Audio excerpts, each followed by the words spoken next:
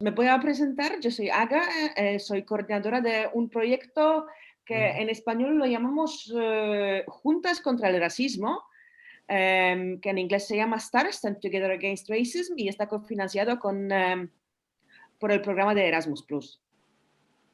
Y estamos aquí porque en este proyecto estamos trabajando todo el tema conectado con el tema de racismo, pero enfocándonos en el tema de racismo invisible, enfocándonos en todos los tipos de microagresiones que pueden pasar a diario, y básicamente queremos hacer todo lo posible para intentar prevenir racismo, ¿vale? Prevenir.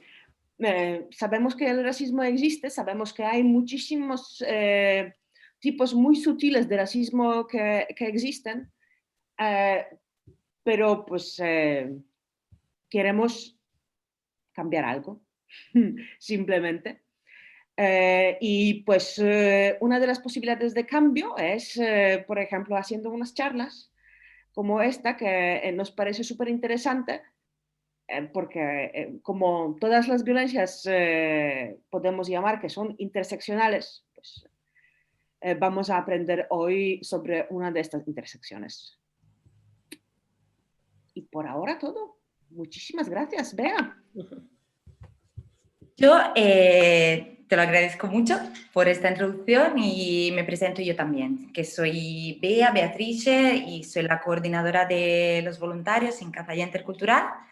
Quiero agradecer de nuevo a todos los participantes, a Paloma por participar en esta actividad y bueno, quiero agradecer también vuestra paciencia. Siento por los ruidos y tal, ha sido una actividad un poco desafortunada de mi parte por varios desafíos técnicos y organizativos que tuvimos hoy, pero por suerte estamos y quiero dejar la palabra a Nadia, que es una de las voluntarias de LCR y que va a presentar un poco el grupo que ha organizado también todo esto.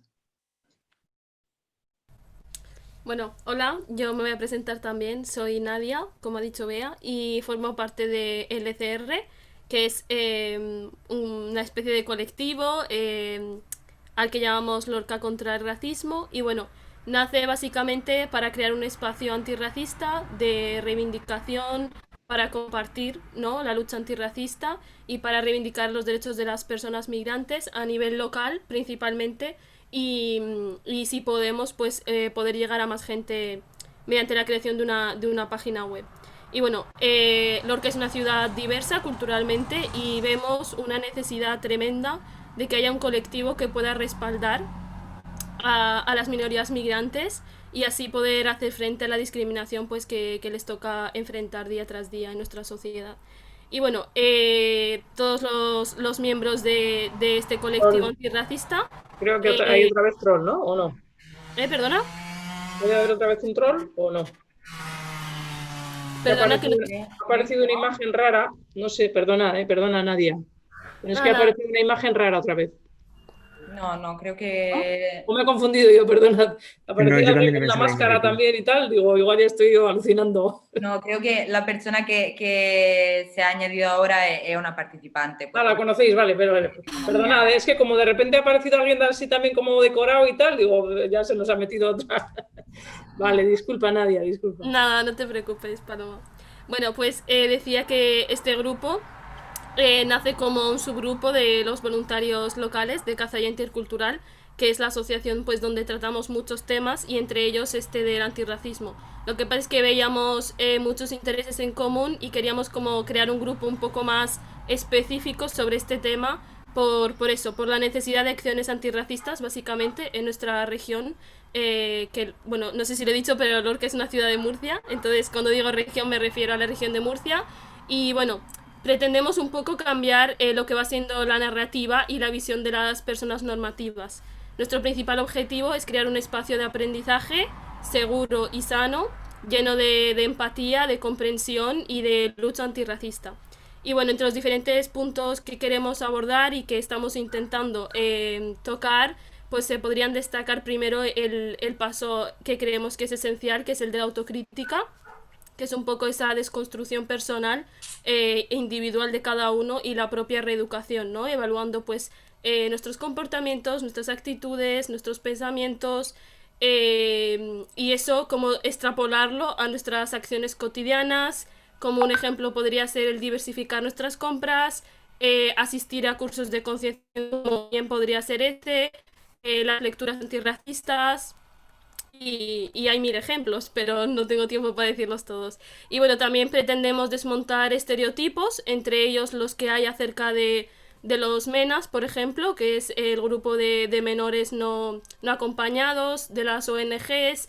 Y bueno, entre los ámbitos a tratar, pues aparte del antirracismo, nos gustaría reivindicar un poco también la lucha feminista, pero desde un punto de vista interseccional.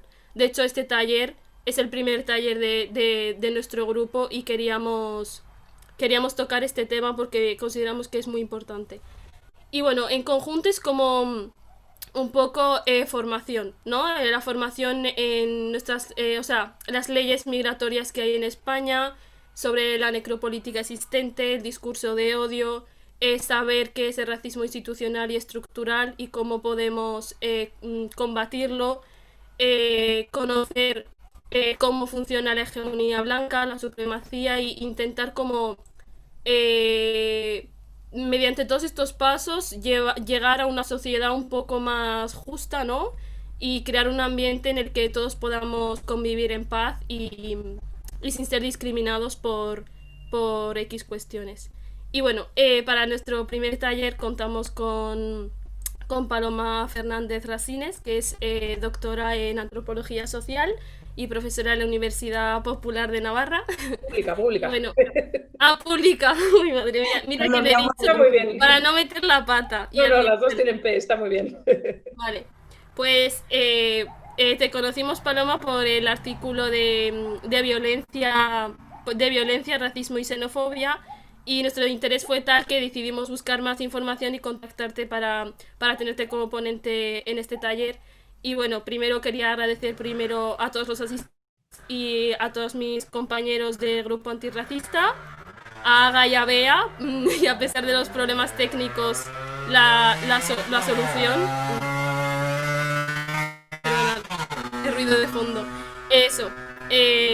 Agradecerte la presencia, el darnos tu tiempo, y estamos deseando escuchar todo lo que nos tienes que decir.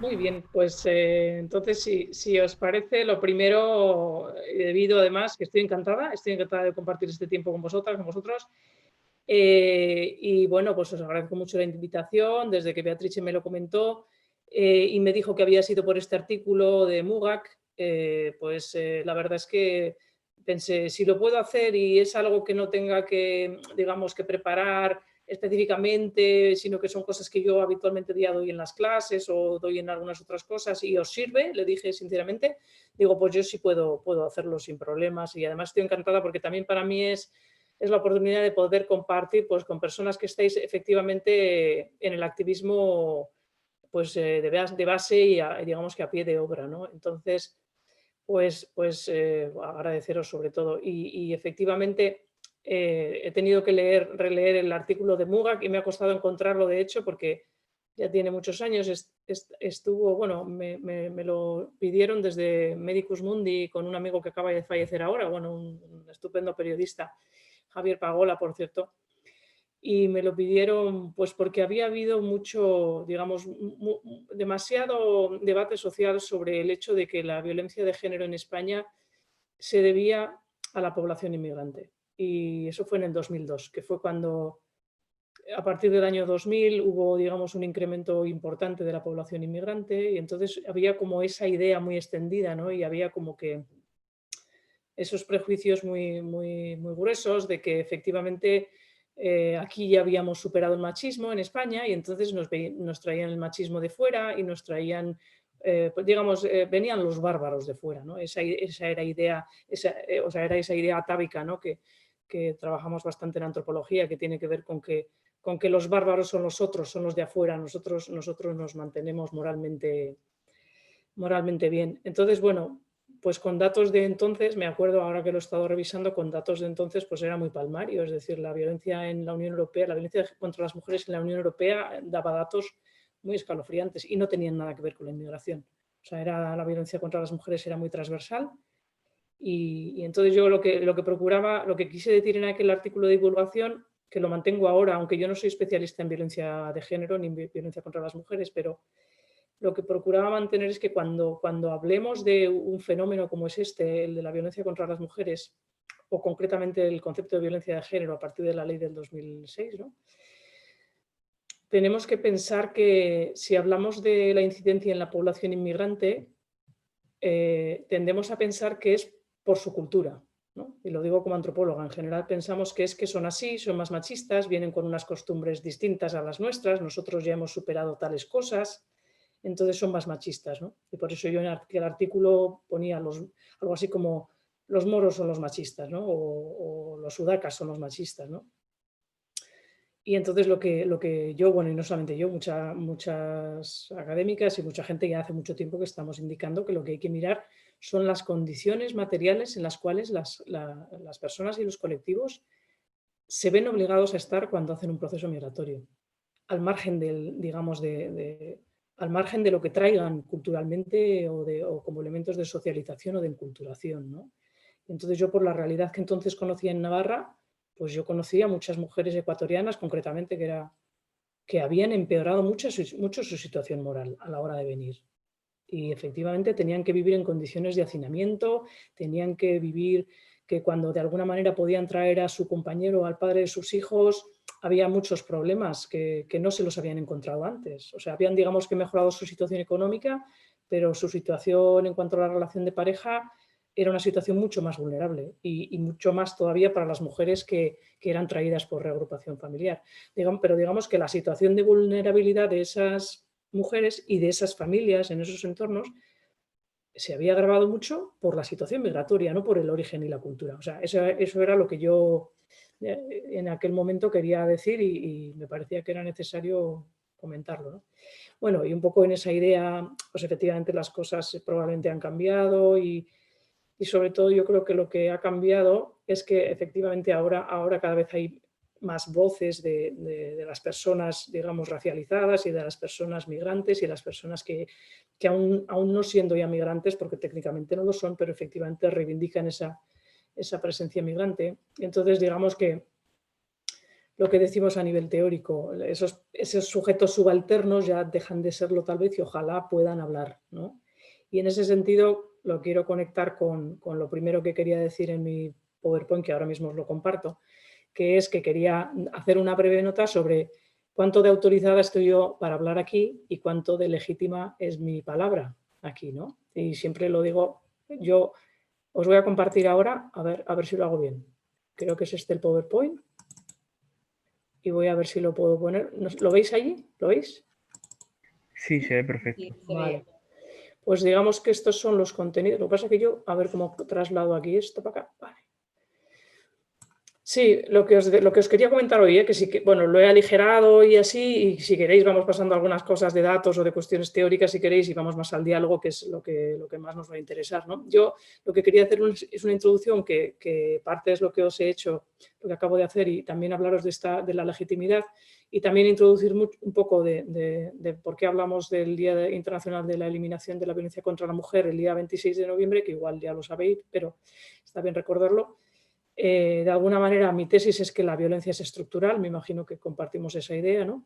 Y bueno, una pincelada de algunas bases teóricas, algunos conceptos, algunas fuentes que yo he utilizado, que son solamente unas y no son ni miran en exhaustividad lo que podíamos haber hablado sobre esto, es solamente una pequeña, digamos, unas pequeñas fuentes que yo he traído.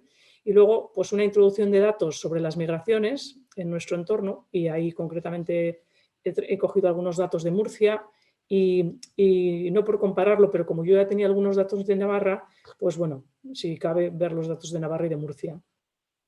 Y sobre todo por lo que yo conozco, además, Murcia y Navarra tienen, que yo sepa, y han tenido una gran presencia de migrante latinoamericana, concretamente de Ecuador.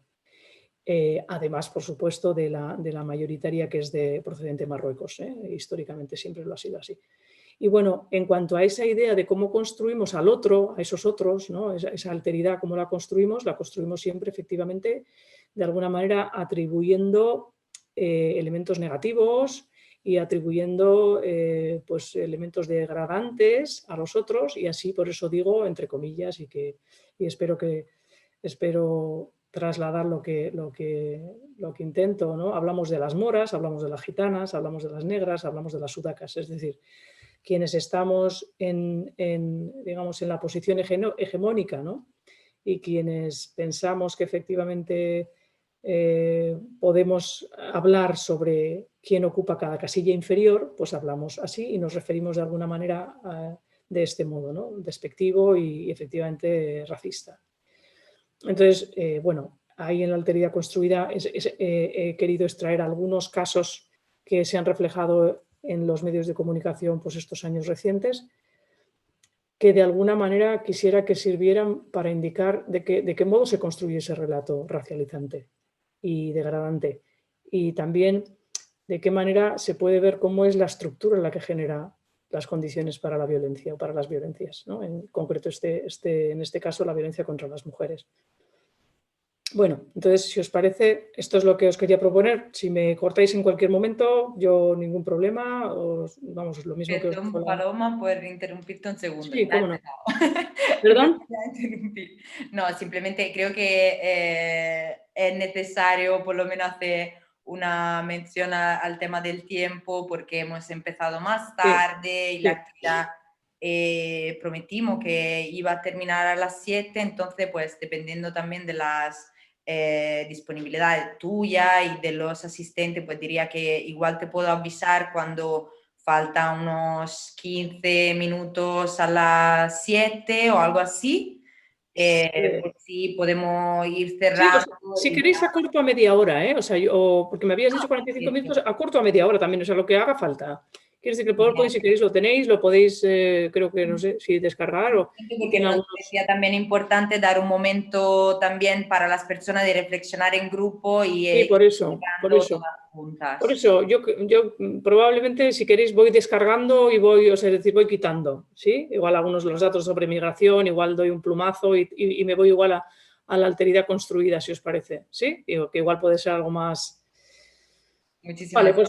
Perdón si te interrumpo. No, al revés. Entonces, en cuanto a la legitimidad, pues un poco ya lo he dicho. O sea, yo soy una persona que me considero, en los últimos años me considero no racializada, así que yo pasé un momento de mi juventud por cuestiones afectivas, digamos, en Alemania, y en Alemania yo sí me considero racializada. O sea, aunque ahora veis una tez muy clara, tengo la tez bastante oscura si me pongo junto a alguien de fenotipo alemán. Pero fuera de eso, yo tengo el privilegio de no haber sido nunca detenida en una frontera, ni en la calle, y sin embargo, pues en mi vida me ha tocado tener personas muy cercanas que sí sé que en lo cotidiano ven efectivamente modificada su vida por el hecho de ser personas racializadas. Con lo cual, yo soy una persona que en ese sentido, pues mi legitimidad pues, puede ser puesta a prueba porque hablo desde una posición de privilegio. Por supuesto, además, pues he podido estudiar, trabajo en una universidad, o sea, tengo una posición de privilegio, ¿sí? Entonces, en ese sentido, de hecho, cuando a mí me invitaron a dar otra charla que fue un poco un germen de lo que estoy dando ahora, que aquella era un poco más teórica y demás, una charla para lo que aquí se llama la Escuela de Feminismos, yo le hice saber a la persona que me llamó que yo creía que esta charla la tenía que dar alguien racializado, una mujer racializada. Y de hecho, pues bueno, ahí tuvimos un debate y demás, y yo quise hacer mención sobre la necesidad de ya poner estas cuestiones, digamos, sobre la mesa, ¿sí? Entonces, bueno, pues poniendo esto un poco en indicación, pues agradezco, como digo, que de todos modos me deis la confianza de hablar y es simplemente una puntualización, como entiendo que efectivamente esta actividad forma parte de los actos en torno al 26 de noviembre, perdón, 25 de noviembre, no sé por qué he puesto ahí de 26, que se conmemora como el Día Internacional de la Eliminación de la Violencia contra la Mujer, pues me imagino que a veces nos interesa echar un vistazo de por qué este día, ¿no? o qué se conmemora este día, yo he tenido que echar mano otra vez de porque me sonaba de qué, pero como que no me acordaba. No sé si a vosotras os pasa. ¿Vosotras os acordáis de por qué se conmemora este día o algo? No, no, yo os confieso que siempre suelo tener que echar a mirar. Bueno, pues lo he buscado en Wikipedia, bueno, y voy a ir rápido, ¿no? Pero este día se conmemora tristemente el asesinato de 3 hermanas que eran activistas en contra del régimen de Trujillo en República Dominicana en el año 60. Entonces no deja de ser sorprendente darse cuenta que esto fue un crimen contra las mujeres y fue una violencia directa de Estado. Entonces, de alguna manera, me sirve esta introducción para indicar que más allá de lo que podamos pensar, la violencia de género, en algunos países ya lo han indicado claramente, como en México, dicen que el feminicidio es un crimen de Estado. Entonces, digamos que yo creo que sí que de alguna manera, aunque parezca radical, hay que decir que la violencia contra las mujeres es estructural. Probablemente no se va a modificar si las estructuras del Estado y las estructuras económicas no hacen algunos cambios relevantes, ¿no? Entonces, bueno, si me permitís voy a echar un poquito más adelante. Vale, aquí, voy a volver a pasar esto para acá. Aquí, como decía, ¿no? Porque conmemoramos este día, pues ya lo he comentado. Quien quiera, como digo, si quisierais el PowerPoint, pues ahí vas al tema de la Wikipedia, donde te indica la muerte de estas 3 hermanas en el año 60. Y aquí yo he buscado algunas recientes denuncias de agresiones que ha habido a temporeras en Murcia, que me parece un buen ejemplo de cómo la estructura genera violencia, ¿no? Claro que alguien me puede decir, bueno, esto no es violencia de género. También ahí entra en debate qué es el concepto de violencia de género. Por lo cual en España se circunscribe a lo que la Ley Integral contra la Violencia de Género dice que es violencia de género. Igual, como sabéis también, pues es polémico porque prácticamente define violencia de género solamente la realizada dentro de una relación de intimidad o del compañero sentimental, ¿de acuerdo? Entonces quedaría fuera todo tipo de violencia contra las mujeres que no sea por el compañero sentimental, ex o presente, ¿eh? Entonces, me parecía interesante esto de las recientes denuncias de agresiones temporeras en Murcia, que me imagino que estáis más al corriente que yo, ¿no? Yo acabo de buscar, precisamente esta mañana oí a la radio y me he desayunado con el caso de Torre Pacheco y La Palma, que yo no lo conocía. Igual vosotras sí conocéis, ¿no? Me lo paso, o quiero decir, me imagino que sí lo conocéis. Sí. Sí, eso es.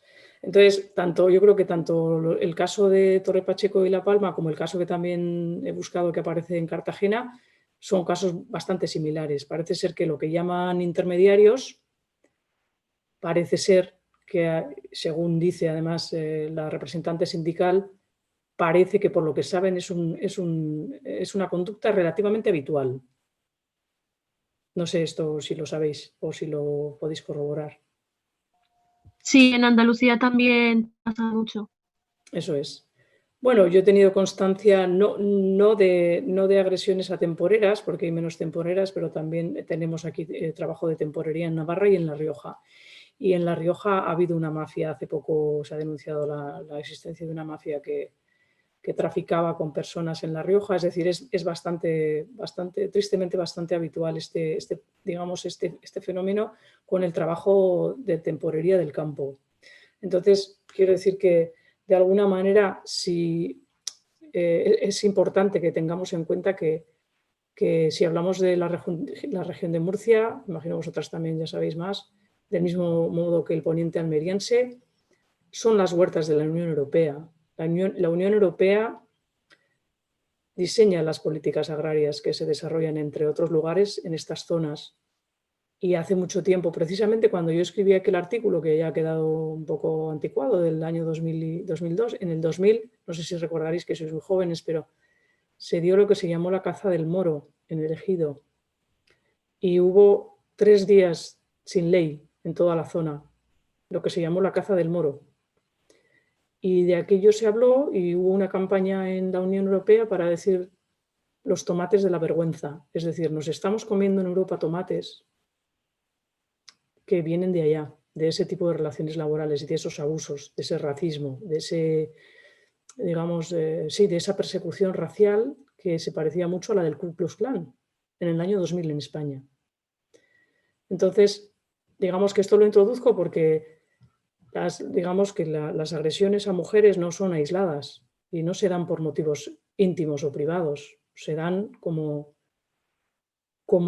digamos, como efecto de relaciones estructurales de abuso y en las cuales pues, hay responsabilidades, por supuesto, de las administraciones nacionales e internacionales, ¿no? Entonces, bueno, por eso quería comentar esto. Luego también he visto otros datos de la violencia de género en Murcia durante el confinamiento. No sé si un poco también sabéis un poco los datos de cómo ha ido esto. Hablando ya de violencia de género, nos estaríamos refiriendo a lo que las administraciones definen como tal, que es la violencia ejercida por el compañero habitual o por la relación de intimidad. ¿Sí? ¿Sabéis un poco qué tal ha ido a Murcia? Vamos a ver si lo puedo abrir. Vamos a ver. La región es la tercera comunidad con mayor ratio de violencia de género en el confinamiento, ¿sí?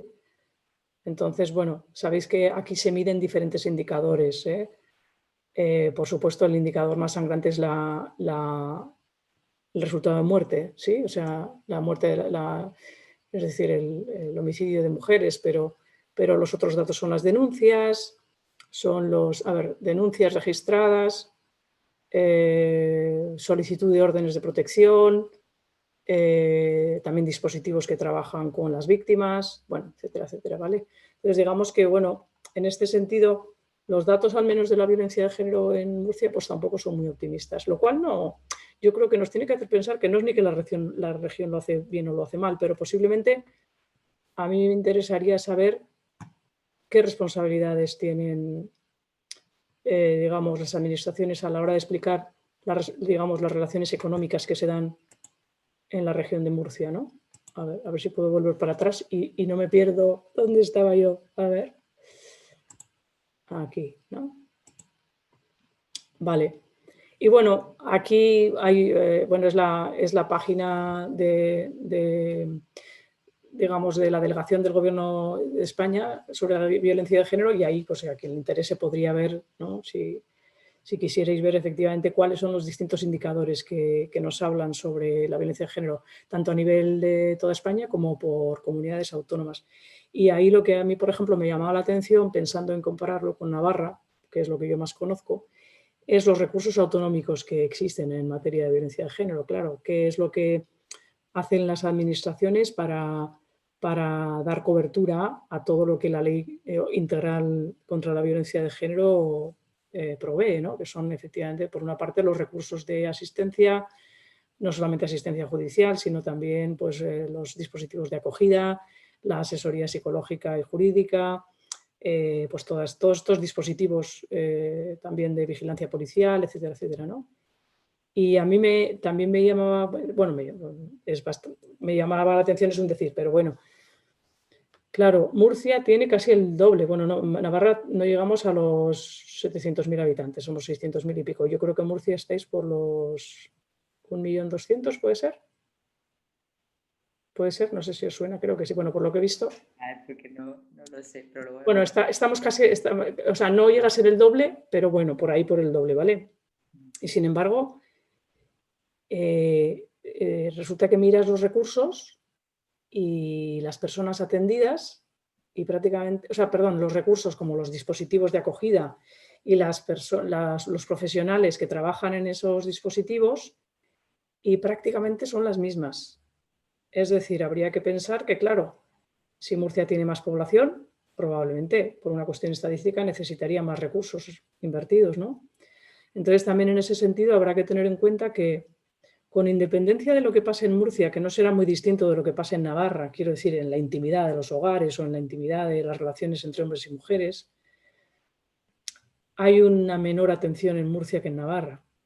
Y eso resulta que he mirado los niveles de renta y está directamente relacionado con los niveles de renta. Es decir, Navarra está por encima del nivel de renta de la Unión Europea y por ende por encima del nivel de renta medio de España, y Murcia está por debajo de la Unión Europea y por debajo de España.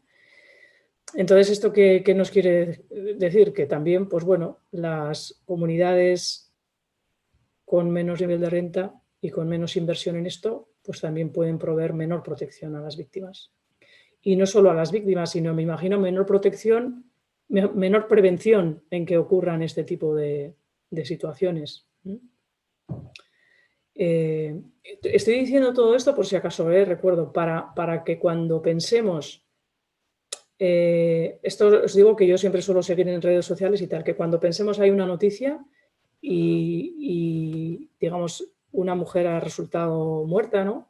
Lo decimos así porque jurídicamente no se puede decir ha sido asesinada hasta que no se indica como tal, ¿no? Y entonces la gente pregunta, que digan de qué país era el agresor, ¿no? O suelen preguntar eso. Y entonces rápidamente la gente hace una asociación entendiendo que tiene que haber sido, el agresor tiene que haber sido extranjero, ¿no? Como que se da por hecho que efectivamente estas agresiones se producen pues porque hay mucha gente extranjera, es una lacra que nos ha incrementado por los extranjeros y esa es la respuesta rápida, ¿no? Y sin embargo, pues efectivamente yo creo que tenemos que diversificar un poco más ese razonamiento y pensar qué tipo de relaciones económicas, qué tipo de relaciones sociales, qué tipo de relaciones de recursos hay en esa comunidad y en esa sociedad para prevenir algo que es estructural, que es la violencia entre hombres y mujeres, y para paliar en el caso de que ocurra, ¿no? Y pues son todas estas cuestiones, como decimos, y no la procedencia de unas personas, ¿no? Si bien es verdad y cualquiera me puede decir, ¿no? Y es cierto, parece ser que hay una más alta representación de hombres de origen extranjero entre los hombres agresores. Eso parece que es así. Pero también parece más sangrante que hay una más alta representación de mujeres de origen extranjero entre las agredidas. Y cualquiera pudiera rápidamente pensar, como decíamos, ¿no? Pues que eso es por su cultura. Y porque vienen así, vienen con esas costumbres, ellas son sumisas, ellos son machistas y es lo que pasa, ¿no? Y hasta ahí podíamos llegar, no vamos a consentir eso. Vale, pues entonces también tenemos que echar atrás el paso y decir, vamos a ver, lo que decía yo antes, ¿no? ¿Qué condiciones se encuentran cuando vienen a vivir aquí? ¿Qué tipo de relaciones de género se tienen que renegociar? Cosa que probablemente la población de origen no lo tenemos que hacer. O tenemos otros privilegios que no lo tenemos que hacer. Entonces, tenemos que pensar en qué medida a veces es tan difícil reformular la vida en un proceso migratorio que las condiciones para la violencia son mucho más, digamos, sangrantes, ¿no? Lo cual no justifica en absoluto el uso de la violencia, por supuesto. Pero habría que decir que si uno mira las estadísticas y ve las proporciones, es cierto que hay más representación de mujeres agredidas y de hombres agredidos entre personas de origen extranjero, pero lo que hay que modificar es el razonamiento por el cual pensamos que eso será así. Entonces eso, pues yo sigo, digamos, que indicando que la violencia contra las mujeres y la violencia de género es estructural. Y digamos que no se basa necesariamente en la cultura de las personas. Bueno, aquí voy a ir muy por encima, solamente ver que, o sea, las fuentes que yo he utilizado para esto son de Rosa Cobo, no sé si la conocéis, también es una mujer, digamos, que no es racializada, es una profesora de universidad. También una fuente de un curso que yo daba hace tiempo para la Fundación Isonomía y que ya, como digo, dejé de darlo porque entendí que tenían que hablar sobre estas cosas personas precisamente racializadas. Y precisamente, bueno, este otro artículo es de Cristina Teme, que es una persona racializada que hizo el doctorado aquí en Navarra y que yo la conozco y que, bueno, pues que entiendo que personas como ella efectivamente están más autorizadas para hablar o al menos también pueden hablar desde otra posición, ¿no? Que me parece más importante, más interesante. Y bueno, si os parece, igual me voy a pasar estas cuestiones teóricas porque igual le interesa más hablar, ¿no? Pero de todos modos, efectivamente, de lo que estaríamos hablando es que por detrás de todo esto está lo que Rosa Cobo llama que las mujeres hemos sido, de alguna manera, nos hemos convertido en las grandes perdedoras del nuevo capitalismo neoliberal, ¿no? Y que las mujeres somos mayoría en lo que se llama las nuevas clases de servidumbre. Y determinadas mujeres de determinados colectivos, y las mujeres racializadas, son, digamos, las más sujetas a servidumbre. Y efectivamente la agenda política pues tiene que dar cuenta de las preocupaciones de lo que antes habéis llamado interseccional, ¿no? De distintos colectivos que efectivamente están marcados por identidades vinculadas a la raza, la etnicidad, la clase o la sexualidad. Y bueno, habla de los comunitarianismos, esto sería para hablar más, pero bueno, y habla de lo que en antropología también hace tiempo que sabemos, que es que las mujeres hemos sido y somos objeto de transacción, somos objetos transaccionales de las luchas que establecen los varones entre sí, ¿no? Por eso en general cuando los hombres aquí hablan y dicen, no, pero claro, los machistas son ellos, ¿no? No, nosotros estamos a salvo, somos moralmente, ¿no? Limpios, ¿no? Los machistas son aquellos, ¿no? Y nosotros vamos a defender a las mujeres que vienen de fuera, ¿no? Es como que esto ocurre mucho con el tema musulmán, mucho. Es decir, ellos tienen sometidas a sus mujeres, nosotros vamos a salvarlas, ¿no? Eso ocurre mucho. Digamos que las mujeres somos ese objeto de transacción. Y bueno, lo que ella dice es que la religión es una de las fuentes fundamentales que vehicula la sexuación. Cuando decimos la religión, por supuesto, no estamos diciendo la religión, el Islam solamente, sino todas las religiones monoteístas, que son el cristianismo nuestro, igualmente, ¿no? Y bueno, pues ese modelo de mujer imaginada dice que no es otra cosa que un modelo de sierva cultural. Esa es la posición que tiene ella sobre la cuestión de cómo determinados usos multiculturales pues bueno, sitúan a las mujeres como las guardianes de la cultura, ¿no? Imaginando cultura de una manera probablemente nueva y estratégica. Vale. Bueno, Cecilia Teme trabajó sobre los, digamos, feminismos periféricos, ¿no? Y trabajó desde las asociaciones de mujeres, en Navarra concretamente, las asociaciones de mujeres migrantes. Y bueno, pues ella, por ejemplo, también veía que el asociacionismo inmigrante se estaba amparando en ocasiones en instituciones y promovía, pues bueno, crear asociaciones sobre todo alrededor de movimientos identitarios, decía, ¿no? Entonces podía ser estratégico en ocasiones, decía ella, que nos estemos movilizando en identidades que son incluso lo que podríamos decir ahora hiperracializantes, ¿no? Pero dice, bueno, puede ser un movimiento estratégico para conseguir cosas, ¿no? Y conseguir cuotas. De todos modos, ella ya alertaba un poco de lo que también eso puede traer. Y como ella decía, que el proceso migratorio pues, va cambiando, ¿no? Y la persona ocupa siempre unas categorías transitorias, o sea, hoy soy migrante, mañana no soy tan migrante, depende de dónde vaya o qué soy, si soy migrante o soy tal. Y bueno, pues hablaba de la interculturalidad verdaderamente como ese proyecto que parece que nunca llega, que tiene que ver con la integración verdadera y con la inclusión, es decir, con ese diálogo intercultural, que no sé, pero creo que todavía no se da, al menos en España. Y muy concretamente lo que yo tengo que aportar, que no es mío, es que, claro, hablamos de, digamos, preocupación inmigratoria en España y esto es relativamente reciente porque solo ocurre a partir del año 2000.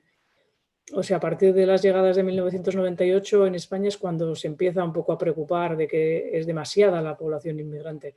Porque hasta esa fecha, bueno, hasta esa fecha no, creo que hasta 2005 el saldo migratorio, es decir, teníamos más españoles en el exterior que extranjeros en España. Porque a veces se nos olvida que España ha sido históricamente y es a día de hoy, es un país muy emisor de migrantes.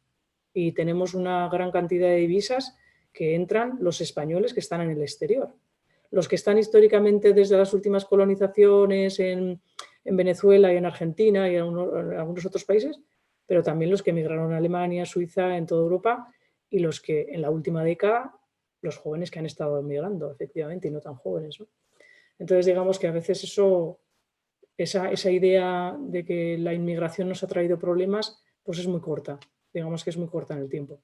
Y bueno, como dice el antropólogo Manuel Delgado, que es un referente importante, dice que, claro, el inmigrante es un etiquetaje degradante, ¿no? Es un etiquetaje deshumanizador, porque siempre pensamos que el inmigrante, pues efectivamente es extranjero, lo pensamos en sentido negativo, porque no cualquier extranjero, sino que además es un extranjero intruso, que no lo esperamos, no lo hemos invitado. Y además es pobre, esta cuestión de la porofobia que dice de la Cortina. Y además es etnificado en el sentido de estar racializado, ¿no? Y además entendemos que es excesivo, es decir, vienen demasiados, ¿no? Más de los que deberían venir. Y también además son bárbaros, tienen unas costumbres, como decían los romanos, tienen unas costumbres que no son humanas, son bárbaras, ¿no? No solo son ajenas, sino que son inmorales. Entonces, así de alguna manera, así vamos construyendo frente a la inmigración esa idea de nosotros somos los moralmente respetables, nosotros somos los que hemos llegado a un desarrollo democrático confiable, etcétera, etcétera, deseable, y los otros, esa alteridad, son esos que están enfrente, que son bárbaros, que son, pues eso, de razas inferiores, son demasiados, nos van a invadir, ¿no? Esa idea. Y entonces, bueno, relacionado con esto también en lo que yo trabajaba, pues está el tema de las mujeres y la actividad económica. Hasta los años 90 había un déficit de actividad económica en España en las mujeres autóctonas y rápidamente en el año 90, cuando estaba el gobierno de Aznar, se le requirió desde la Unión Europea que la actividad económica femenina tenía que aumentar. O sea, era un requisito para la convergencia europea. Entonces, como una máquina de ciclos Til, ¿qué es lo que hicieron? Traer a mujeres de otro lugar.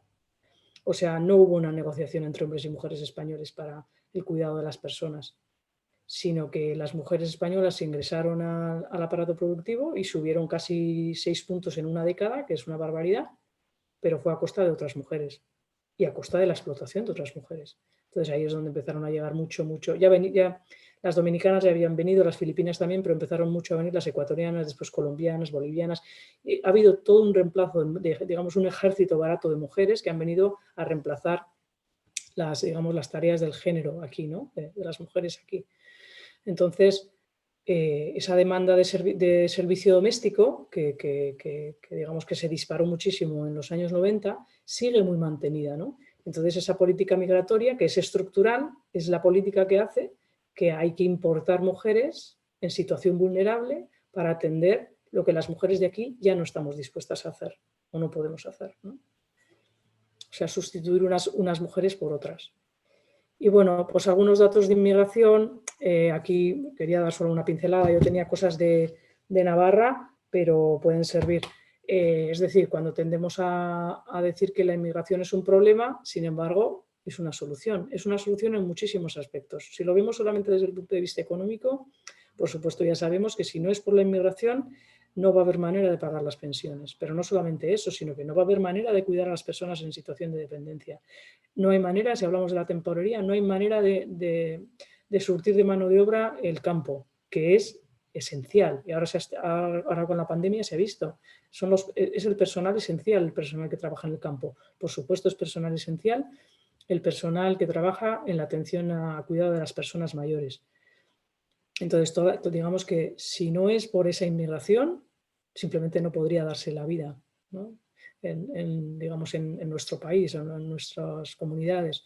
Y bueno, pues entonces la inmigración no es un problema, es la solución. O sea, de otra manera no podemos vivir.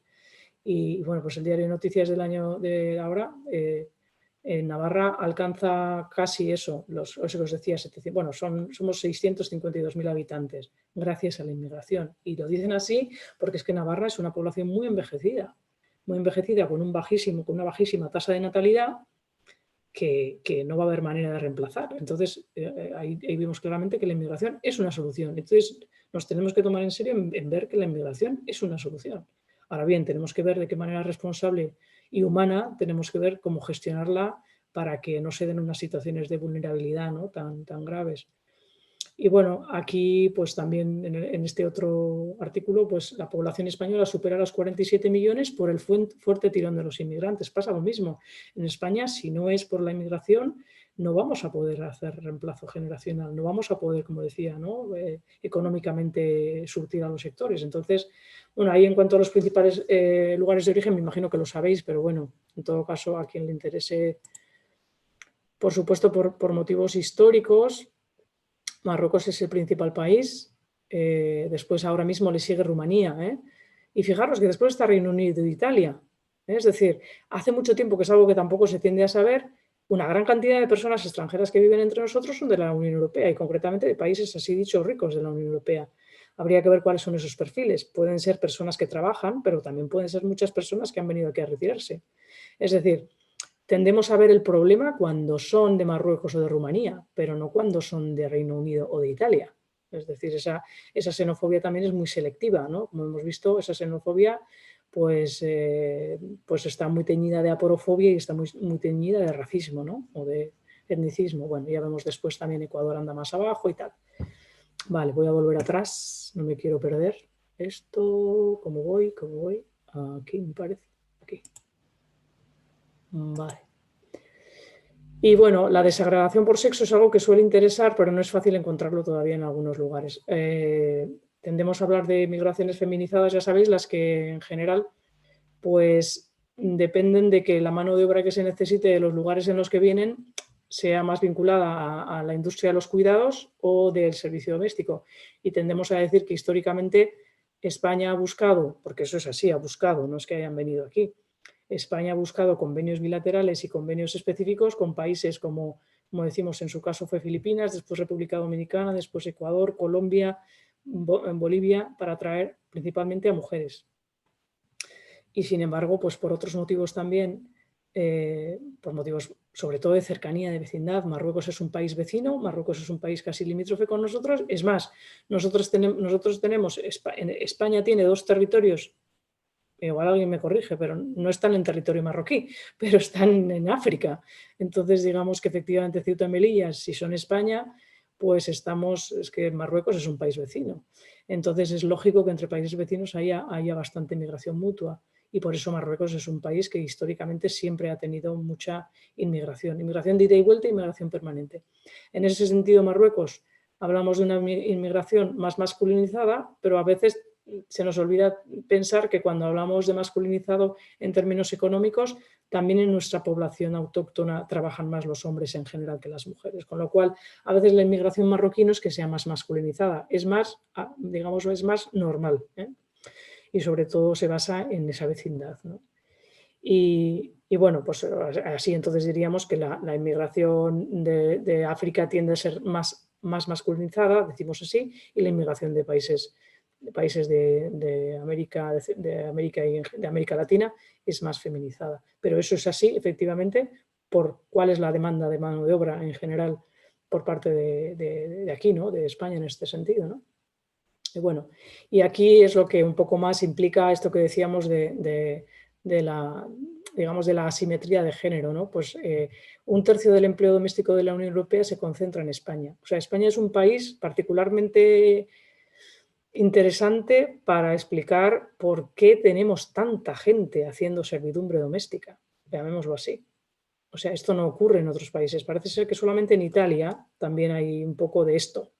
Pero si tú vas aquí, ves que esto de emplear a una señora para que te venga a casa a hacer las cosas es una cosa que hacemos en España y después en Italia. O sea, esto no lo hacen en otros países. ¿Por qué? No porque les parezca inmoral, sino porque tienen una dotación de servicios y de programas que tienen atención continua y completa por parte de las administraciones o de entidades externalizadas a la infancia, a las personas dependientes y a las personas mayores. Entonces, emplean a la gente, pero no digamos que no emplean a alguien que esté en casa. Claro, alguien que esté en casa, me imagino que lo sabéis. Alguien que tú le tienes para que esté en tu casa limpiando, perdón, esto además lo denuncia un sindicato también, dice, claro, algo más de 300.000 empleados del hogar trabajan a tiempo parcial y la mayoría por menos de 717 euros mensuales. Claro, dice, en tanto que menos de 300.000 tienen un contrato indefinido. Dice, y 1/3 de ellos con salarios, pues eso, que por debajo de los 1.000 euros, ¿no? Y aquí después también podemos ver que solamente cotizaban a la Seguridad Social el 2,5, perdón, ¿cómo es? En 2017 solo 400 y pico mil cotizaban en el Sistema Especial de Empleados del Hogar, el 2,15% del total de afiliados a la Seguridad Social, en los que la mayor parte eran mujeres. Es decir, digo esto porque una buena cantidad de mujeres inmigrantes de entrada, y no solamente de entrada, prácticamente solo pueden trabajar en el servicio doméstico, lo cual estructuralmente les posiciona en un lugar de extrema vulnerabilidad. Y esto es la estructura, no es que ellas vengan con una cultura que sean sumisas o que sus compañeros sean unos machistas. Entonces yo creo que esto es muy importante tenerlo en cuenta. En la medida en que vivimos en un país en el que todavía no apuesta por emplear, por dotarse de buenos servicios y programas residenciales y de asistencia para personas dependientes y para infancia también, pues, y que no emplea de manera reglada y oficial a estas personas y lo hace por la vía irregular, digamos, de del servicio doméstico, pues está sometiendo a la vulnerabilidad a muchas personas, en su mayoría mujeres, como decimos, en un 90 y pico % mujeres, ¿no? Vale, entonces, bueno, esto vamos a pasar muy por encima. Son datos solamente de inmigración en Navarra, datos para Murcia. Aquí no he conseguido el dato desagregado por sexo, pero bueno, podemos ver que en Murcia principalmente, esto sale del 2010, perdóname que voy a pasar esta pantallita para allá. Paloma, perdón. Sí. Nos vamos con el tiempo. Un segundo, pero solo para decirte que faltan como unos 15 minutos a las 7 y molaría... Ok, me voy. Me voy. No, Vale, era simplemente para dejar con permiso. que seguramente las personas tendrán preguntas y aunque no Sí. tengamos tiempo para hacer grupos... Vale, pues cerramos ya. Sí, es una pena que no hemos hablado de las moras, pero bueno, solo si me permitís un minuto, si queréis luego os dejo el PowerPoint por si lo queréis usar vosotras. Quería citar entre las moras, con todo respeto, y lo dice una cristiana que aborrece el cristianismo, con permiso de las moras, quería citar a Nayat al-Hashim, y aunque por supuesto quien la conozca sabrá que ella es una de las voces únicamente. Entre las gitanas, pues citar a Silvia Agüero, que tiene una crítica muy concreta de cómo se culpabiliza a las gitanas, por ejemplo, a las madres gitanas en concreto, de los malos resultados y del fracaso escolar. Y por último, en la polémica que hubo sobre la película Carmen y Lola, que igual os acordáis, para tildar a las gitanas, o digamos como cierto nivel de antigitanismo, ¿no? Para tildar a los gitanos como digamos, como atrasados y bárbaros, ¿no? Y bueno, pues prácticamente hablando de las sudacas, con perdón, nuevamente, no sé si recordáis el caso de la madre de 16 años de la madre del bebé que fue arrojado al Besós. Esta chiquita, esta niña pidió ayuda para abortar a una educadora social.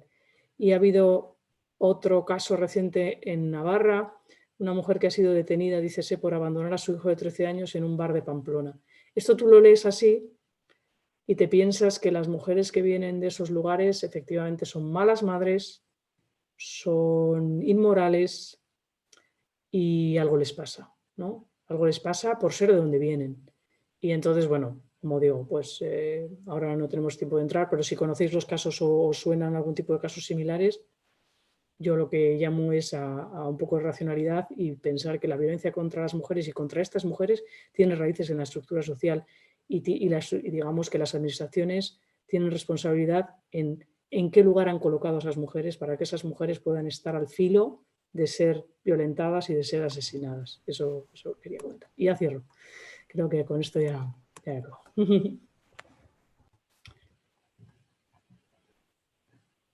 Muy bien. Estaba hablando, pero en mute, o sea que era imposible.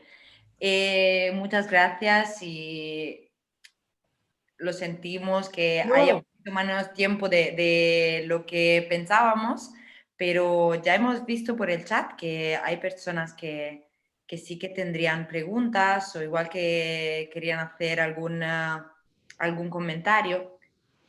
No sé si todo el mundo lo sabe, pero en Zoom se puede levantar la mano.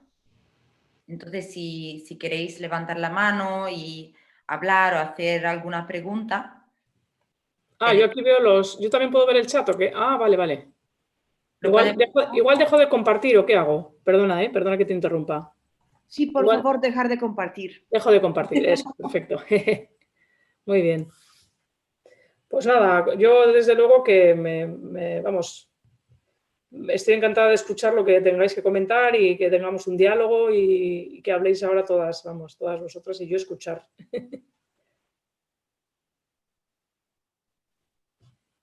Por ejemplo, había... Hola. Bueno, yo tengo unas dudas, no sé si pregunto ya. Sí, Sumia, creo que puedas porque nadie por ahora ha levantado la mano, así que... Vale. No se puede. Bueno, lo primero, muchas gracias, Paloma. Y bueno, tengo dos dudas. La primera es, bueno, has dicho que has hecho énfasis en que la inmigración es necesaria, pero yo creo que el análisis, ¿no?, que se hace de la necesidad en un país europeo de la inmigración es un poco un análisis utilitarista, ¿no? En el sentido de que se sigue percibiendo a la inmigración como esa mano de obra barata, por así decirlo. No sé qué opinas al respecto, porque, a ver, yo sí que pienso que la inmigración es necesaria, pero lo entiendo más como una población no homogénea e intercultural, no unas personas que tienen el poder que lo ejercen sobre otras. No sé qué te gustaría decir respecto a eso. Sí, estoy totalmente de acuerdo contigo, que esto es una visión utilitarista, y como efectivamente como eso lo he indicado, en el sentido de que uno de los razonamientos que se suele dar para cuestionar, por decir, posturas muy radicales como la que puede sostener Vox ahora mismo, ¿no? Bueno, que no es menor la postura de Vox, es decir, al menos, bueno, piensa que es imposible el mundo que tenemos si no vienen inmigrantes. Por no hablar de que, por supuesto, todos hemos sido inmigrantes, como decimos los antropólogos, todos hemos llegado en algún momento al lugar en el que estamos, ¿no? O sea, es rara una comunidad que haya estado siempre ahí desde el origen, ¿no? O sea que sí, estoy totalmente de acuerdo que es una visión utilitarista. Y en cuanto a lo que indicas, que efectivamente pues, quieres pensar que estamos en una sociedad, no sé si te he entendido bien, que aspira a un diálogo intercultural, posiblemente. No sé si eso te he entendido bien. Sí, Yo creo que exactamente. sí, yo creo que es una aspiración, pero tristemente, igual es una visión que tengo yo viciada, pero tristemente estamos lejos de tener una sociedad intercultural. Y ha habido intentos de gestionar los multiculturalismos, sobre todo pues, en países anglosajones y también en Alemania. Y realmente pues, tiene grandes limitaciones. Han tenido grandes limitaciones los modelos multiculturales por cuanto han establecido ciertas cuotas, pero bueno, igual conocéis este tema, ¿no? Pero han tenido un gran déficit en no dar una prioridad a la convivencia, sino a la coexistencia. Es decir, que podamos estar, pero no necesariamente convivir. ¿Sí? No sé si me explico. Yo creo que es una aspiración el diálogo intercultural, es decir, que efectivamente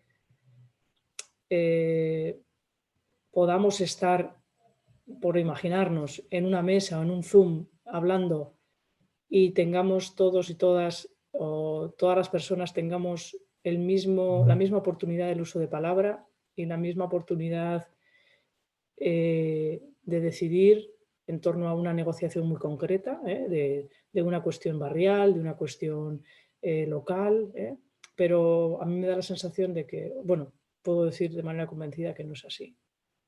O sea, que no es así, no hay un diálogo intercultural y a poco que haya cualquier chispa, hay intereses muy claros en que haya un conflicto y es decir, que el conflicto entre nosotros y los otros se avive cada momento. Y no sé, no quiero dar una visión pesimista, Yo creo que precisamente colectivos como el vuestro es un buen ejemplo de que la convivencia se da más allá de la coexistencia y que convivimos en un día a día, ¿no? Pero yo sí creo que al menos las políticas migratorias, las políticas públicas, bueno, algunas administraciones están haciendo algunos esfuerzos, pero en general todavía tienen bastantes limitaciones y son muy funcionales, o sea, son muy, como dices, ¿no? O sea, son muy funcionales en ese sentido, ¿no? No sé. Vale, muchas gracias. A ti.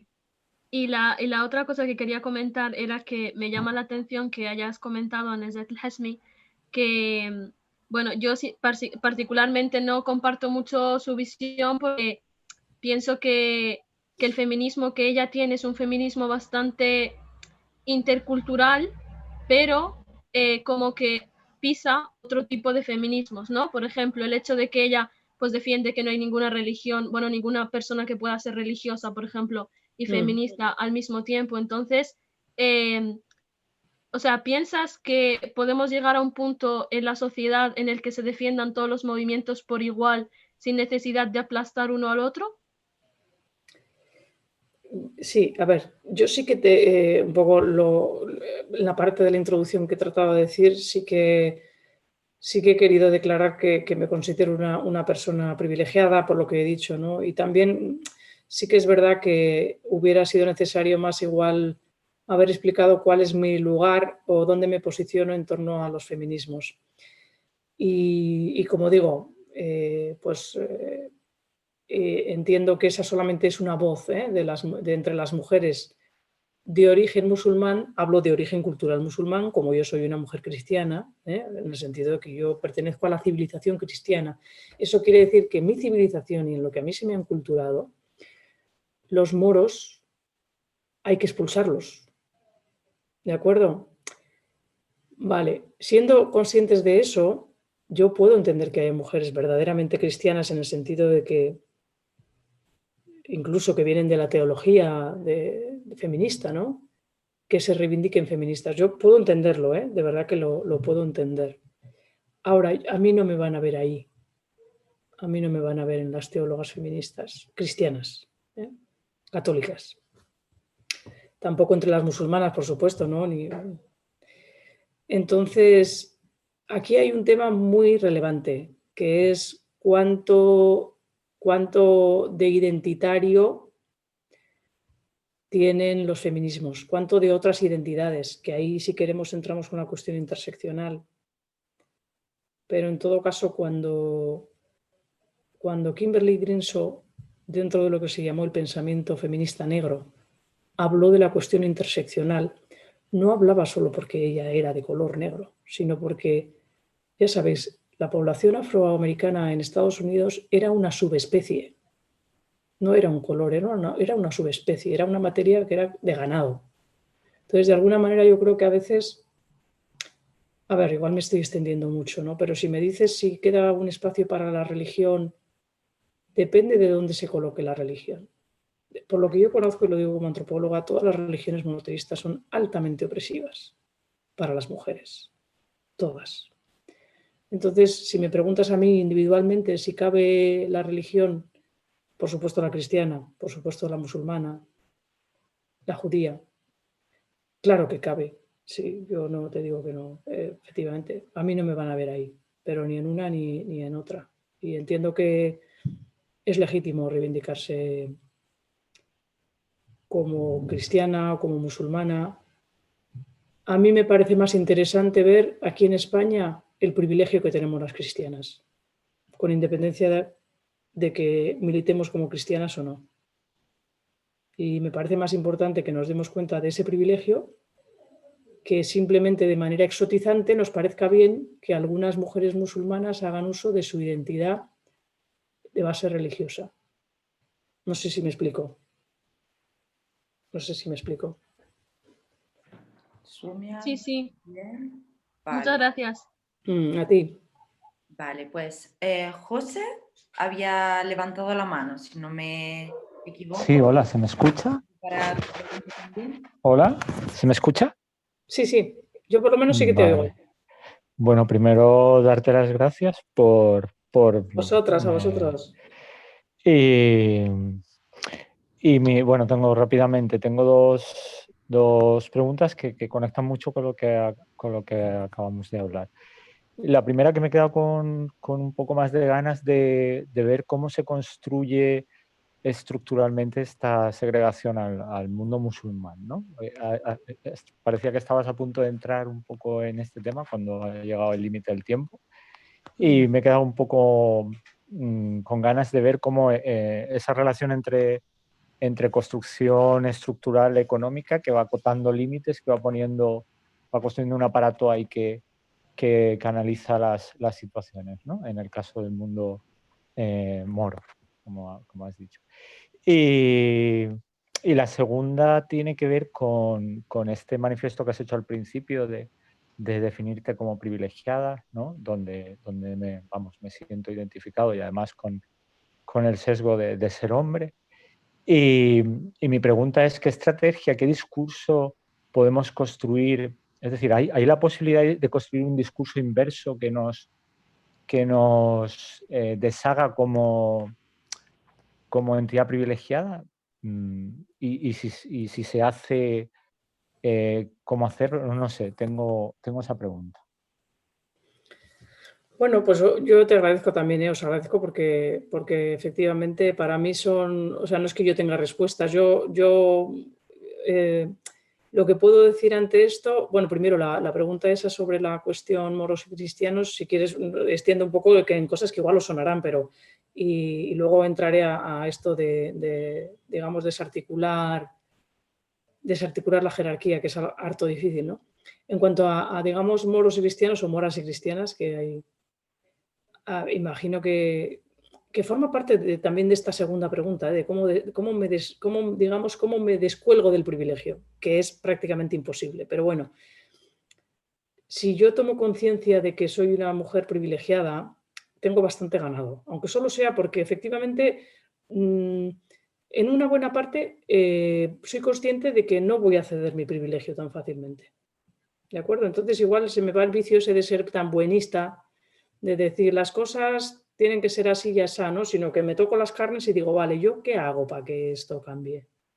Entonces, por lo menos diré, bueno, yo soy privilegiada y lo soy por esto y por esto y por esto. Y digo, y soy cristiana y soy privilegiada porque efectivamente esta sociedad nuestra que tenemos, toda Europa, pero en concreto la frontera sur, que es mediterránea y que es católica, nos hemos construido con nuestra base católica.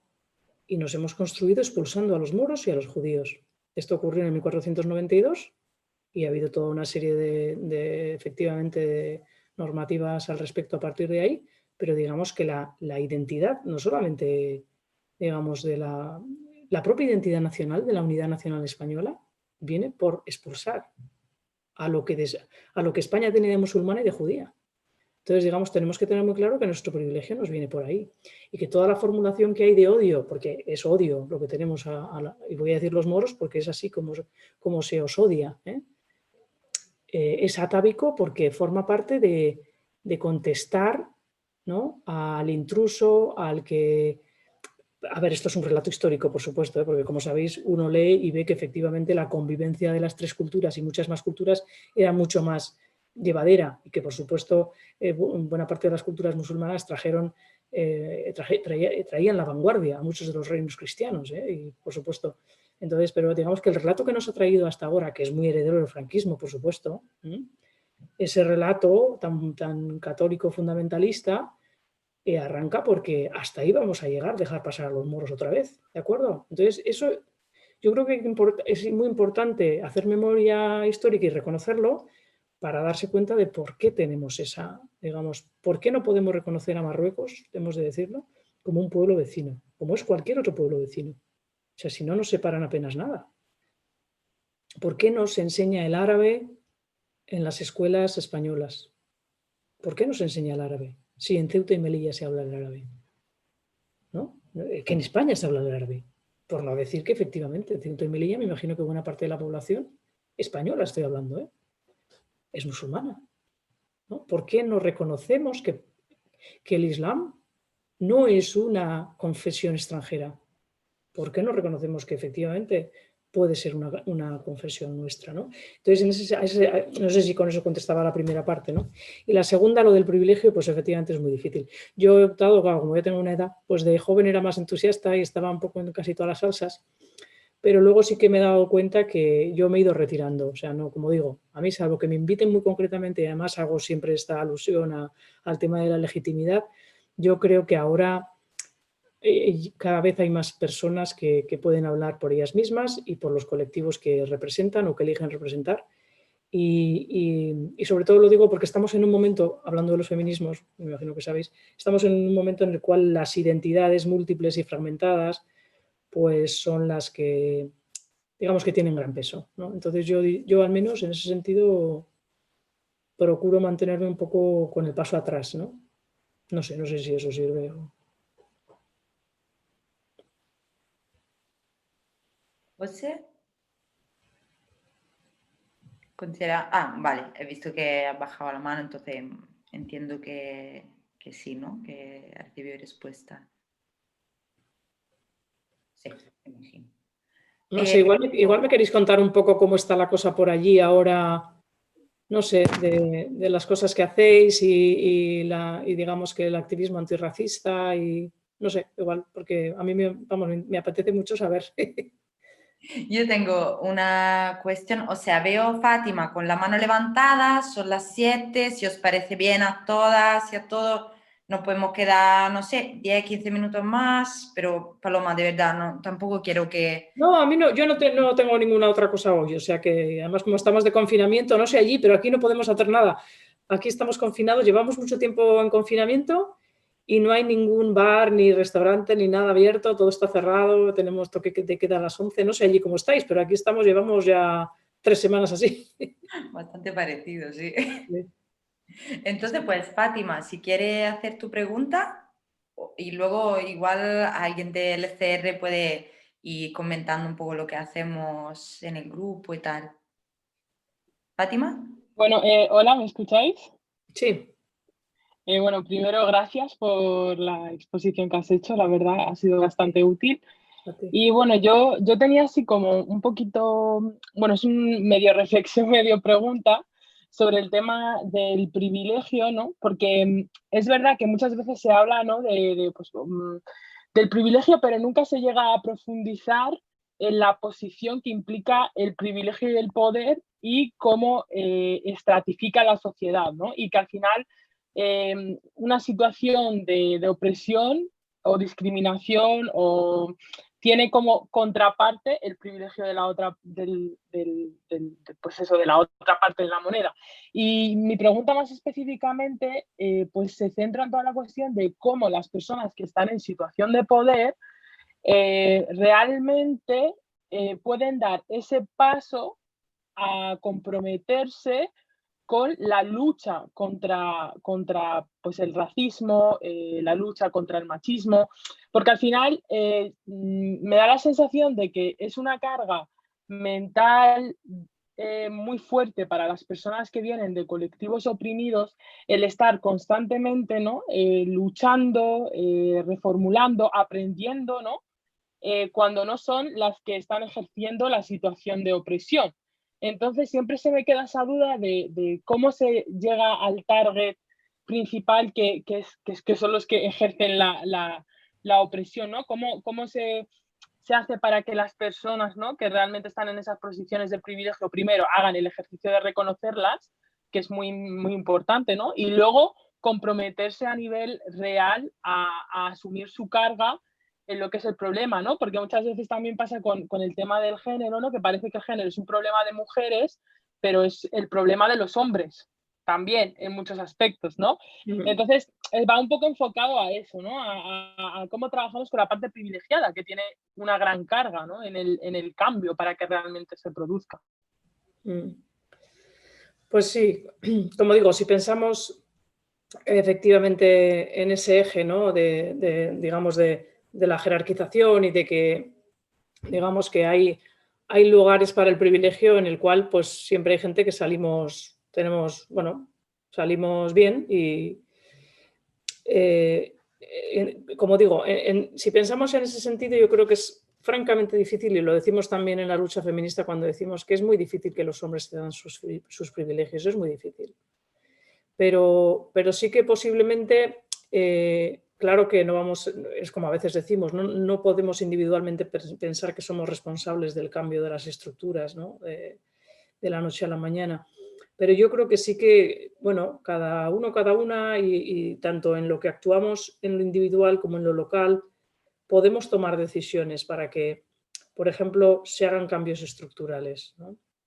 Y a eso me refiero cuando pensamos en que hay una responsabilidad política en que se doten presupuestos para determinados servicios y programas sociales.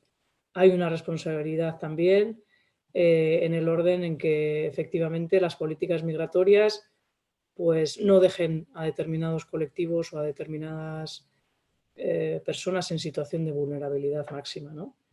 Qué sé yo no soy experta en esto, pero lo que está pasando en Arguineguín no es nuevo, ni es sobrevenido. Yo escuchaba esta mañana que es sobrevenido y eso no es sobrevenido. Ya sabe, o sea, es decir, hay quien se dedica a eso, que necesariamente, pero claro, probablemente la ciudadanía es quien tenemos que obligar a que cumplan con ese cometido, ¿no? Entonces, en cuanto, si a lo que te refieres es que cómo llamamos a la puerta a toda la gente privilegiada para que se implique, bueno, yo creo y confío que buena parte quiero confiar que buena parte de la sociedad, sí, y de hecho en España, o sea, sí es sensible a la realidad migratoria. Es curioso que si pensamos en Vox pensamos que no, pero en algunos estudios que yo conozco, hasta el año 2015, un estudio que se hizo por parte de unos sociólogos españoles, además bastante bien argumentado, venían a decir que de manera bastante interesante, España no era un país que, comparado con otros países europeos, que fuera más racista. Y en España, en general, la actitud de las personas parece ser que no era demasiado, por decir, violenta contra la inmigración, comparativamente. Con lo cual quiero decir que yo, y eso nos pasa, perdón, por ejemplo, con un caso claro, yo lo veo, no sé lo que pensaréis las personas probablemente que tenéis, digamos que tenéis herencia musulmana, ¿no? Pero yo lo he visto, el tema musulmán, si tú comparas España con Francia, con lo cual no estoy poniendo en un pedestal a España, pero digamos que en Francia tienen un problema gravísimo porque probablemente no han negociado en absoluto la cuestión de que la laicidad es inquebrantable, ¿no? Entonces, eso tanto como la cuestión de la integración de la población gitana, con todo lo diversa que sea la población gitana, pero si tú ves comparativamente en Europa, en España, según parece, no estamos tan mal con el tratamiento que se hace a la población etnificada gitana, ¿no? Entonces, con esto, ¿qué te quiero decir? Que igual realmente yo como antropóloga suelo decir, me gusta ver y poner en valor las realidades en las que ya participamos y son positivas, porque a veces tendemos a pensar hacer esa escalera o eso como demasiado polar, ¿no? Y sin embargo, pues igual es interesante que pongamos en valor realidades de convivencia que se dan, ¿no? Y realmente la gente, creo que con independencia de que efectivamente tengamos un nivel de privilegio mayor o menor, pues estamos por la convivencia. Lo que pasa es que, claro, cuando probablemente se destapan algunas cuestiones y los medios de comunicación hacen un poco de incisión en algunas cuestiones más ya polarizadas, pues es cuando las actitudes parecen bueno, son muy racistas las actitudes, pero no sé si con eso contesto, ¿no? Pero el privilegio, desde luego, también es movible, porque en la medida en que, ya veremos, me imagino que si hablamos, por ejemplo, del Islam, el Islam en 20 años posiblemente va a ser mucho más español que el cristianismo, no lo sé, pero también es una cuestión a veces de proporciones o de deriva histórica, ¿no? Entonces,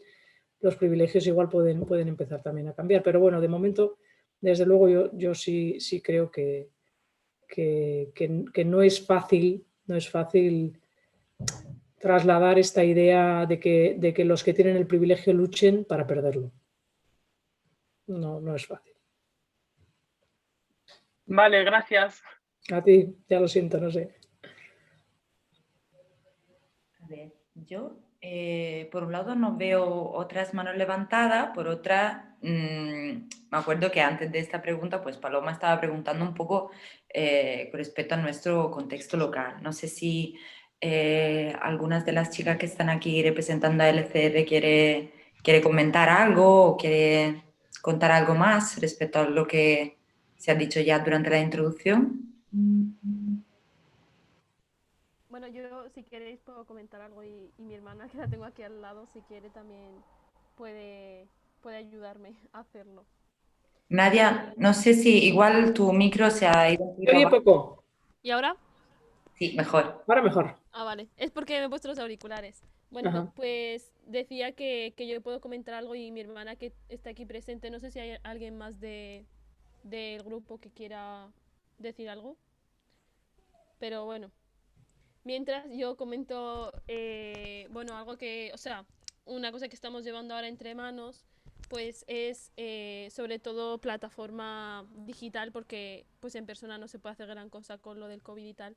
Y estamos intentando como hacer un poco de divulgación sobre, sobre personajes feministas, es decir, mujeres en las que se dedican a muchas cosas a la vez y que sean racializadas. Entonces, como que estamos intentando hacer, o sea, estamos preparándolo, posts, por ejemplo, en Instagram, en Facebook, en las plataformas y compartirlo desde Cazalla Intercultural. y eso, para darle un poco el espacio y la visibilización a estas mujeres. Y yo, antes de esto, es que tenía una pregunta, o sea, que más que pregunta era primero comentarlo, porque es algo que me ha gustado mucho, que es con lo que ha comenzado Paloma. Y a partir de comentarle eso, quería hacerle la pregunta, que es, o sea, ha empezado diciendo Paloma que ella como que no es quien para hablar de esto, que hay que cederle como el espacio a las mujeres antirracistas, algo que me parece muy necesario a día de hoy, porque veo que mucha gente intentando ayudar a los demás no se da cuenta de que está ocupando el espacio, ¿no? De a lo mejor de la persona a la que le toca hablar en cada momento. Pero yo quería comentarle a Paloma que o sea, desde su punto de vista, ¿no? Privilegiado, como ha comentado anteriormente, ¿cuál es la línea roja que te dice hasta aquí puedo yo hablar, pero desde aquí tengo que dejarle el espacio a otra persona? Es decir, debido a tus conocimientos puedes hablar de algunos aspectos que a lo mejor otras personas, aunque sean antirracistas, no pueden tocar. Entonces, mi pregunta es esa, como, ¿cuál es el límite donde tú dices, a lo mejor no puedo hablar de esto y tendría que hacerlo otra persona? Bueno, yo diría que el límite está en cuál es la audiencia. O sea, realmente si yo tengo, como digo, tengo una mesa o un simposio, una clase en la que estamos determinadas personas y más o menos todas las personas que estamos tenemos una herencia más o menos común y unos lugares comunes, creo que podemos hablar de lo que nos parezca dentro de los límites. Pero yo creo que si la audiencia y la ocasión requiere que efectivamente haya otras voces, por otras voces digo precisamente, igual estoy cayendo en el mismo vicio, ¿no? Otras voces, las que no son normativas, pues yo creo que efectivamente sería bueno que hubiera esas voces. Lo que pasa es que también soy consciente, y es lo que creo que ha comentado la compañera de antes, ¿no? Que me he enrollado, igual no le he respondido a nada de lo que ha comentado. Pero efectivamente ya lo decía, igual conocéis a Spivak, ¿no? Spivak decía, podemos, bueno, en inglés decía, ¿no? ¿Podemos las personas subalternas hablar? Es decir, alguien que no somos el sujeto normativo, ¿nos podemos convertir en el sujeto normativo y hablar? ¿O será que cuando ya yo consiga hablar, dejaré de ser el sujeto subalterno, ¿no? Entonces ahí existe esa paradoja. Pero en todo caso yo me arriesgo con la paradoja. Quiero decir, yo doy un paso atrás. O sea, yo si me toca hablar como otra voz, como voces otras en otro lugar, pues hablaré encantada. Pero yo creo que ahora, como digo, en este momento en el cual hay muchas personas ya en distintas comunidades españolas, muchas personas que reivindican su identidad racializada, que reivindican su identidad diferencial para contestar al racismo, para contestar a la xenofobia, para contestar a todo esto, y son personas que lo quieren hacer, lo pueden hacer y lo hacen muy bien. Entonces yo creo que efectivamente y no sé, línea roja no te sé decir, si queréis que os confiese algo, por ejemplo, mira, ha pasado una cosa recientemente. Bueno, yo llevo 21 años dando clase y mayoritariamente empecé dando clases a trabajo social y ahora doy clases llevo muchos años en magisterios. Bueno, pues con todo y que Navarra tiene bastante población inmigrada, yo no he tenido, y lo digo siempre, y esto es una denuncia, yo no he tenido nunca un porcentaje mayor o sea, es bastante por debajo de la población de estos colectivos. No he tenido población migrante significativa. O sea, chicas son la mayoría, Cuando alguna vez he tenido alguna, igual pues que los padres eran de Colombia o de Ecuador, rarísimo. Este año es el primer año que tengo 2 chicas que vienen con velo a clase. Y es la primera vez. O sea, la verdad es que... Y entonces me he planteado muchas veces, ¿debo tener un tratamiento específico con ellas? ¿Por qué? Porque son percibidas como distintas. Entonces me hago esas preguntas. ¿Debo de tener un tratamiento específico para darles voz de manera específica? Y a la vez he pensado, ¿por qué voy a hacerlo? O sea, ¿por qué he de tratarlas de manera específica? Tal vez ellas no quieren hablar. Y me he ido dando cuenta en el tiempo que igual ellas han preferido no hablar. Y mientras tanto pasó estos terribles atentados que ha habido. Y yo la verdad es que uno de los días se me caía el alma al suelo, porque no sabía si contactarlas directamente para mostrarme solidaria, de decir, os estáis sintiendo agredidas, estáis bien, tal, o no sabía qué hacer. Sinceramente tengo que decir, uno de los temas que tratamos en el temario precisamente es la religión. Y fíjate, viene la semana que viene ese tema, tratamos la religión. Y yo a veces solía poner el vídeo de hijab, ¿conocéis? De Xavi Sala. Claro, es muy distinto poner el vídeo de hijab cuando no hay alguien con velo que cuando hay alguien con velo. Y entonces digo, ¿haré bien si se sienten interpeladas? ¿Haré mal? ¿Preferirán no hablar? De momento no hablan, ellas no hablan. Y entiendo que no hablen, porque efectivamente son personas que son miradas con lupa. Aunque yo trate de hacer lo que sea, pues ellas ya me doy cuenta que el grupo no las termina de integrar. Entonces, esto me pasa en el día a día, es mi trabajo, ¿eh? Y por primera vez tengo este dilema de decir, no sé, ¿hay algo que está en mi mano que podría hacer o no? Entonces, esto de las líneas rojas, por eso digo, ¿no? ¿Debo hablar? ¿No debo hablar? ¿Deben hablar ellas? Ellas igual no quieren hablar, me da que no quieren hablar, ¿no? Entonces, no sé si con eso contesto, pero es un caso muy específico, ¿eh? Pero...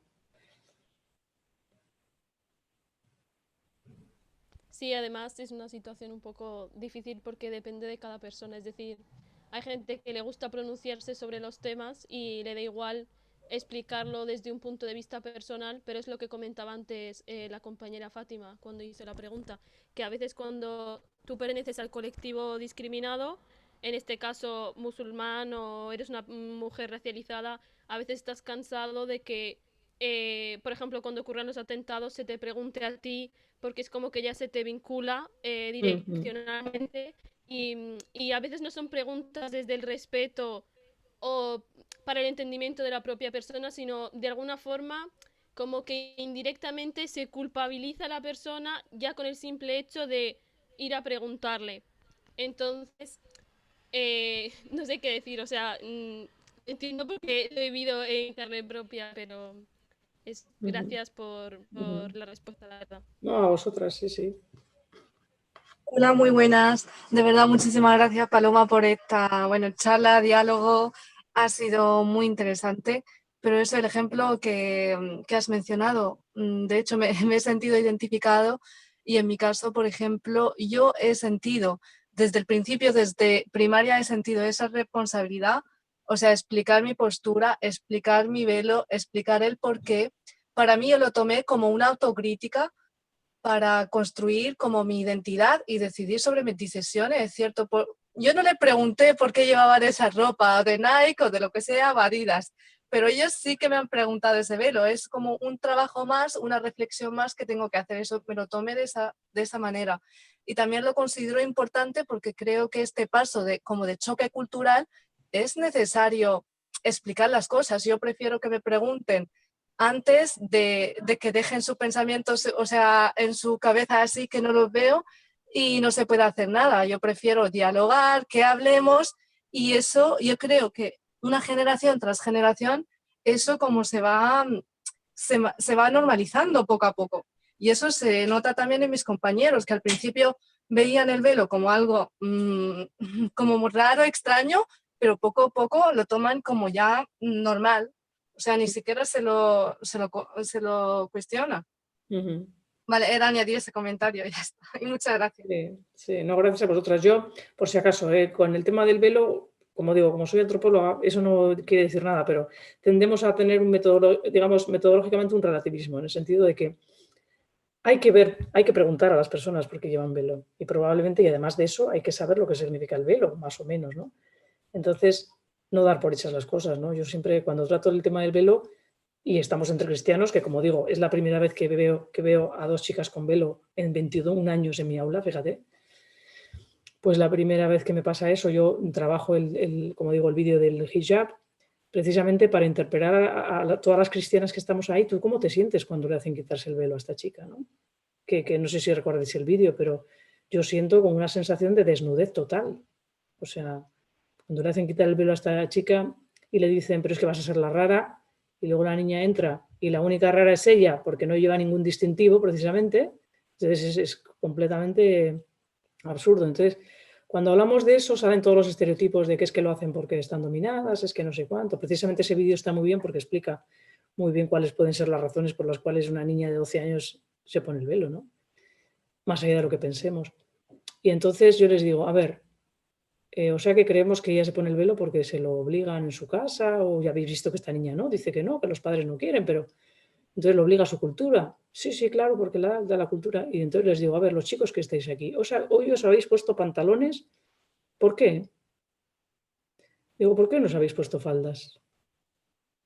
Ja, ja, ja, ja, ja. Digo, no, ¿por qué no os habéis puesto faldas? Lo pregunto otra vez. ¿Os vais a poner mañana faldas? Entonces enseguida caen.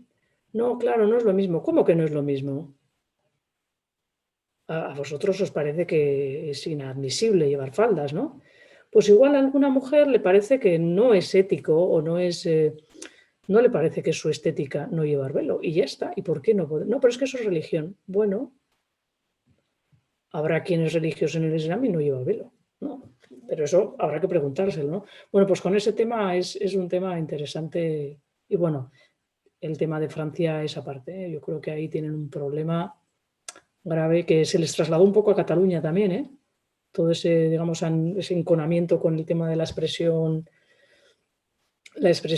digamos, de la vestimenta, que no sé, es un tema muy difícil de tratar. Pero bueno, lo comento así porque efectivamente es algo que yo creo que hay que afrontarlo y hay que hablarlo, hay que afrontarlo y hay que poner a la gente sobre su... Es como yo siempre he hablado, cuando sale el tema del velo, yo les saco el tema de la desnudez. O sea, ¿por qué las mujeres cristianas habitualmente nos tenemos que desnudar? ¿Por qué eso es un valor? ¿Por qué tienes que desnudarte? ¿Por qué tienes que llevar un escote tremendo? ¿Por qué tienes que enseñar la mitad del culo? Eso es digamos que la sociedad de consumo nos está obligando a hacer eso, ¿no? ¿O es porque tú quieres individualmente hacerlo? Bueno, pues entonces de alguna manera podemos decir a todos nos condiciona la cultura o los requerimientos del momento, ¿no? O sea, no, pero es que eso es religioso. Bueno, probablemente es un elemento que determinada religión en determinados contextos y ocasiones históricas usa de manera estratégica, pero habrá muchas personas, habrá muchas mujeres que precisamente, la mayoría probablemente de las mujeres jóvenes, igual no tienen un convencimiento claro de que lo hacen por religión. No lo sé, ¿eh? Por lo que yo sé. Bueno, sin más, no sé, no me quiero meter en eso más. Wow, me ha parecido súper interesante. De hecho, miraba el reloj, pero decía, no puedo parar ahora. Lo siento. Venga, dos personas han salido, pero también han escrito por el chat que le pareció muy interesante y que agradecían todos por compartir. Además, José decía que ha tomado un montón de notas. Bueno, pues me alegro. Yo también, ha sido un gustazo estar con vosotras y ha sido el mejor plan de la tarde. Así que nada, os deseo que os vaya estupendo en todos los proyectos que tenéis y demás y que os cuidéis mucho en esta pandemia, que no tardemos mucho en poder hacer vida de otra manera. Y eso, que vaya todo muy bien. Un beso. Muchísimas gracias, Paloma, de verdad, por estar con nosotros esta tarde, también por la paciencia que has tenido, por los problemas iniciales y por haber pasado un poquito más de tiempo de lo que habíamos pensado. De verdad que para mí ha sido una tarde de aprendizaje y personalmente puedo solo añadir que me encanta cuando se une el mundo del activismo y el mundo académico, ¿no? Donde se crea, entre comillas, el conocimiento más académico y que los dos mundos puedan integrarse el uno al otro y nutrirse el uno al otro para intentar construir una sociedad donde todo el mundo se sienta mejor, ¿no? Entonces, estos tipos de actividades me parecen lo que tendríamos que hacer más a menudo. Así que, de verdad, muchísimas gracias a todas y a todos por participar. Muy bien, pues nada, vamos saliendo ya. Ale.